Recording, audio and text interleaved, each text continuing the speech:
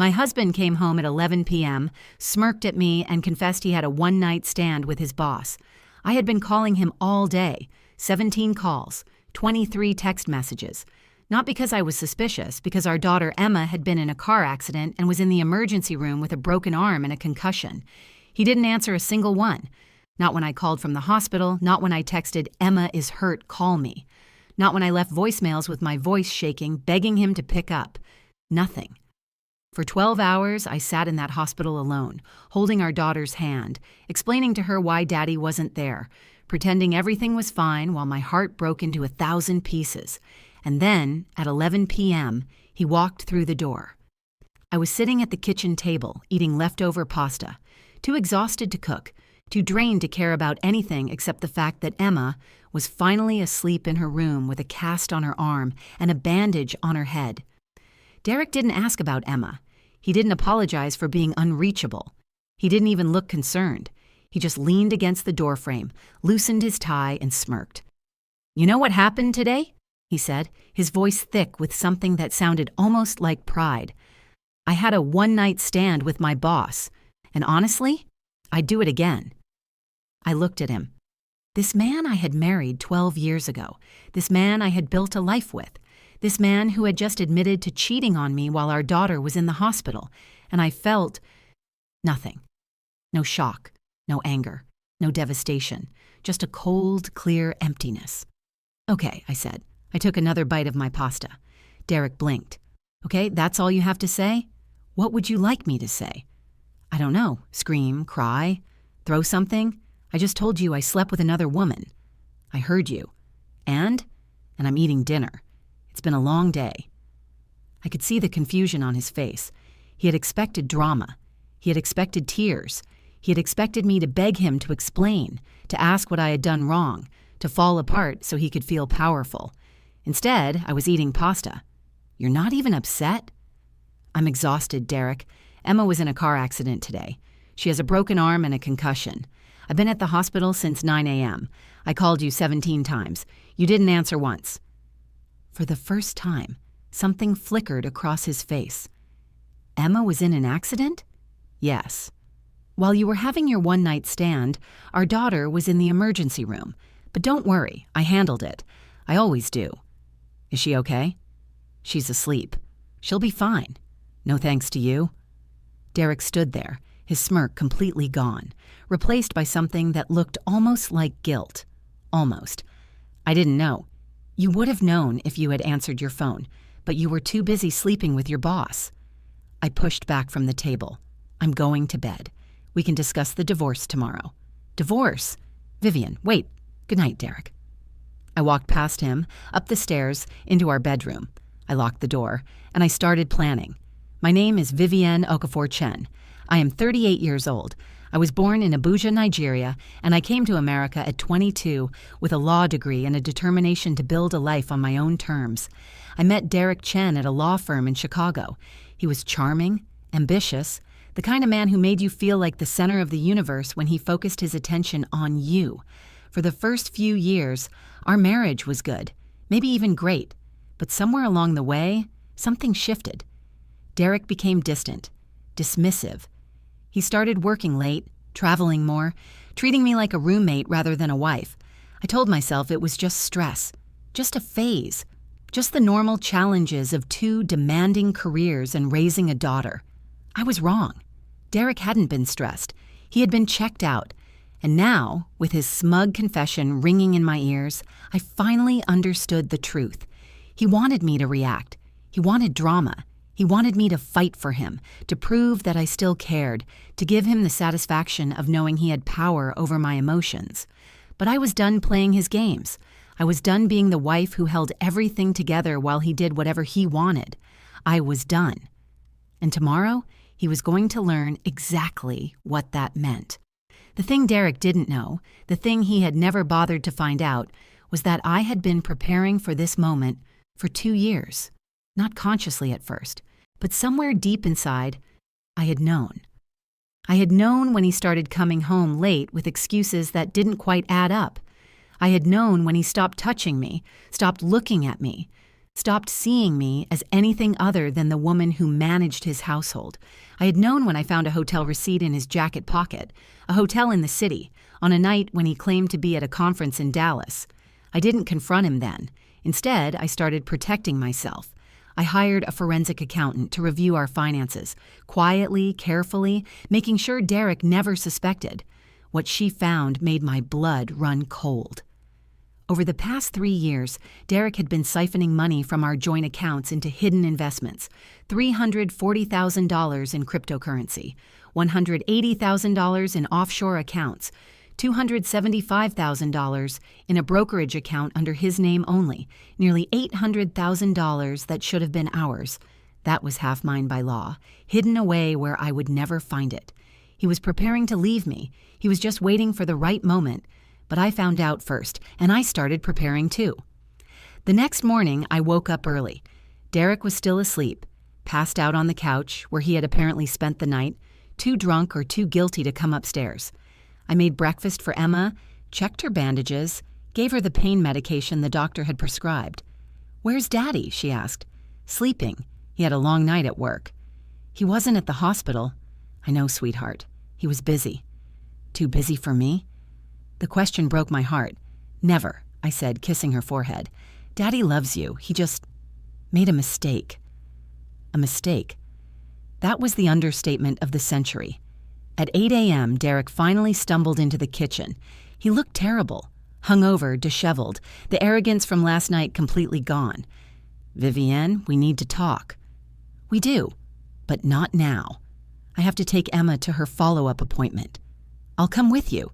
"That's not necessary. You should shower. You smell like alcohol and perfume." He flinched. "Last night, I was drunk. I said things I didn't mean. You said you slept with your boss and you'd do it again. Were you lying?" Silence. "That's what I thought. We'll talk tonight, after Emma's asleep." I gathered my things and guided Emma toward the door. "Vivian, wait." "Tonight, Derek."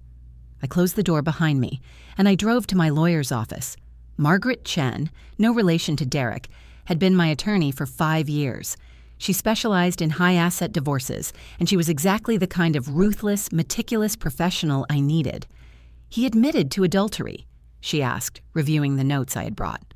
"On recording. I've been recording our conversations for 6 months, legal in Illinois with one-party consent." "Smart. What else do you have?"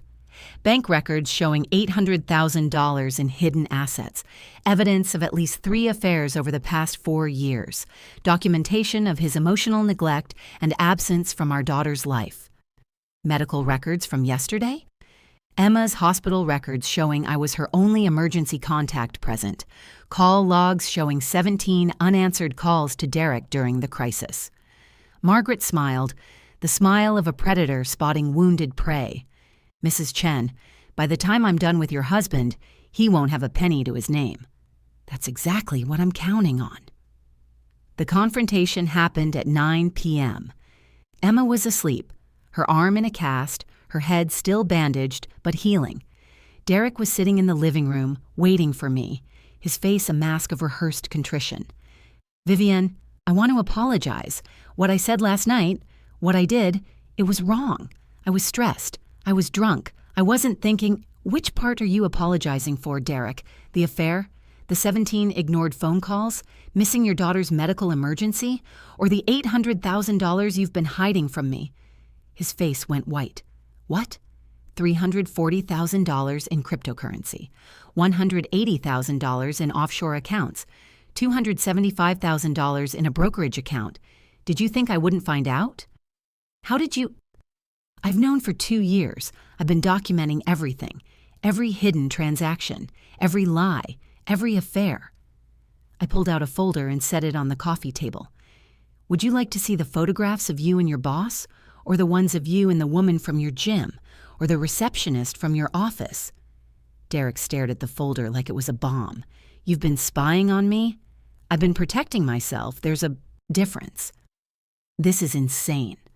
"What's insane is thinking you could cheat on me for 4 years, steal from our marriage, neglect our daughter, and face no consequences." I sat down across from him. "Here's what's going to happen. You're going to sign the divorce papers my lawyer has prepared. You're going to agree to the asset division, which, given your hidden accounts, will be heavily in my favor, and you're going to give me full custody of Emma. Full custody? You can't. I can, and I will, because while you were sleeping with your boss, our daughter was in the hospital asking why Daddy wasn't there. While you were hiding money in offshore accounts, I was the one at every school play, every doctor's appointment, every moment that mattered. I'm her father. You're a sperm donor who occasionally shows up for photo opportunities. Emma deserves better, and I'm going to make sure she gets it. Derek's face hardened. I'm not signing anything. I'll fight you in court. With what money? The accounts I know about will be frozen by morning. The hidden assets will be disclosed to the court as evidence of fraud. Your boss, Rebecca, isn't it, will be subpoenaed to testify about your affair. Her husband will probably be interested in that information, too. You wouldn't... I would. I will. This isn't a negotiation, Derek. This is me telling you how it's going to be. You're bluffing. Try me. I stood up. My lawyer will be in touch tomorrow. You have 48 hours to sign the papers. After that, this gets very public, very expensive, and very ugly. Your choice. I walked toward the stairs.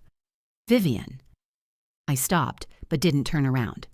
One more thing. I recorded your confession last night. I had a one-night stand with my boss, and I'd do it again. In a divorce proceeding, that's called evidence. In a custody hearing, that's called character witness. And in Rebecca's divorce, because her husband will definitely find out, that's called leverage. You recorded me? I've been recording you for 6 months. Everything. Every lie. Every excuse. Every moment you proved you don't deserve to be called a husband or a father. I climbed the stairs without looking back. Good night, Derek. Sleep well. It's the last peaceful night you'll have for a very long time. The next morning, Derek was gone. Not just from the house, from reality, it seemed.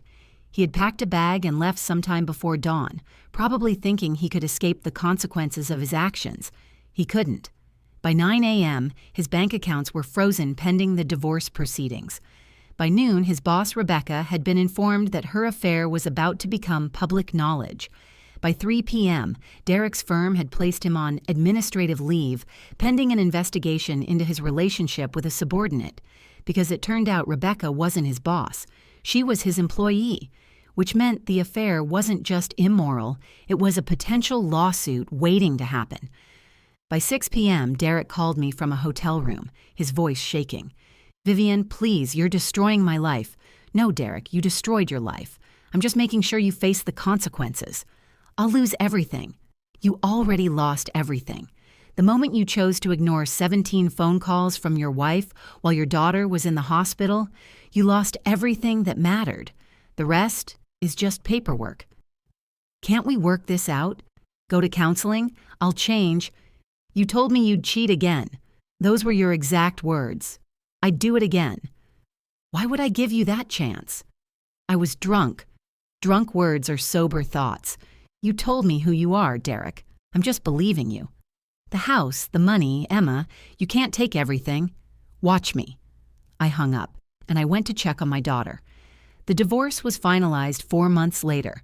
Derek fought at first, hiring expensive lawyers, filing counter motions, trying to paint me as the villain. But the evidence was overwhelming. The recordings, the financial documents, the hospital records showing his absence during Emma's emergency. The testimony from Rebecca's husband, who had indeed been very interested in the details of his wife's affair.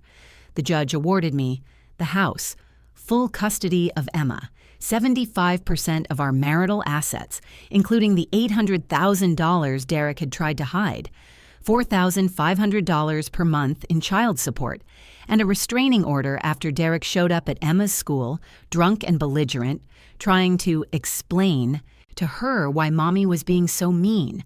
Derek lost everything. His job, fired for the affair with an employee, his reputation, destroyed when the details became public, his relationship with Emma, who refused to see him after the incident at her school. His money, most of it went to me, the rest to lawyers. His new girlfriend, Rebecca, who left him when she realized he was broke and unemployable. He had gambled everything on the assumption that I would fall apart. He was wrong. It's been 2 years since that night. Emma is 10 now, thriving, happy, asking fewer and fewer questions about why Daddy isn't around. I've been promoted twice at my firm, making partner last year, something I had put on hold during my marriage because Derek always seemed to need more support, more attention, more of everything.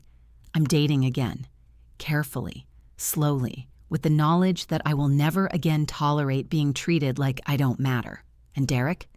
Derek lives in a studio apartment across town. He works at a small firm, making a fraction of what he used to earn. He has supervised visitation with Emma once a month, visits she often asks to skip. He's tried to apologize multiple times. I don't respond. Last month, I ran into Rebecca at a coffee shop. She looked different, older, tired. The confident woman who had stolen my husband reduced to someone who couldn't quite meet my eyes. "Vivienne," she said, her voice small. I wanted to say I'm sorry. For everything. Are you? Yes, I didn't know. I mean, I knew he was married, but I didn't know about Emma, about the hospital, about any of it. He told me you were separated. We weren't. I know that now. He lied to both of us. He did, she hesitated. How did you do it? How did you just sit there and eat pasta while he confessed? I would have lost my mind. I thought about that night. The exhaustion, the emptiness, the cold clarity that had settled over me like armor. Because I had already mourned my marriage, I said. By the time he confessed, I had spent 2 years watching it die. His words weren't a shock. They were just a confirmation, and confirmations don't require reactions. They require plans. Plans? I had spent 2 years preparing for that moment, gathering evidence, protecting my assets, building a case. So when he finally admitted what I already knew, I didn't need to react. I just needed to execute. That's terrifying. That's survival.